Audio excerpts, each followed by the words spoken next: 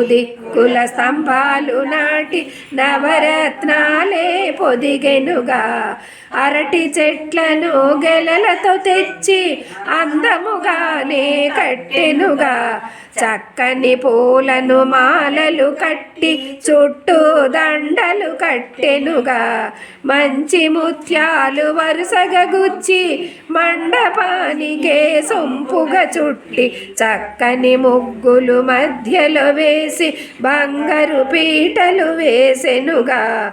శాస్త్రోక్తముగా అన్నీ సర్ది కళ్యాణానికి సిద్ధము చేసే పెళ్లి పెద్దలు కూర్చోటానికి సింహాసనములే వేసిరిగా.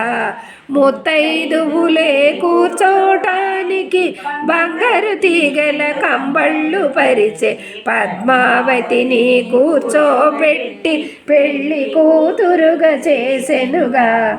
నల్లని కురులను బారుగా అల్లి జడకుప్పులనే పెట్టెనుగా.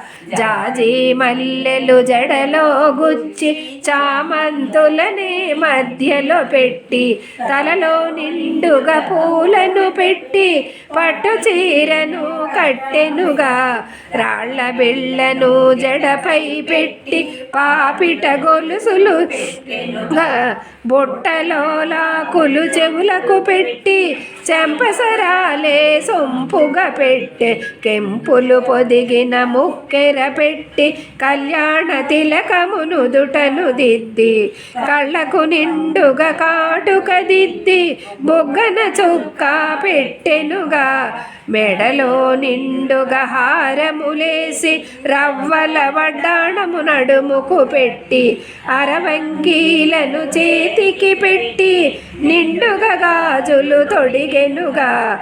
మువ్వల కడియాలు కాళ్లకు పెట్టి పాదాలకు పారాణి దిద్ది ముత్తైదువులే హారతులివ్వగా ధరణీదేవి అక్షింతలు వేసి ఆరు బయట ఆసనములేసి అతివలు అందరూ ముందుకు వచ్చి శ్రీనివాసుని పద్మావతిని ఎదురెదురుగా కూర్చోపెట్టిరి. పిన్నలు పెద్దలు అందరూ కలిసి సరదాలెన్నో జరిపెనుగా.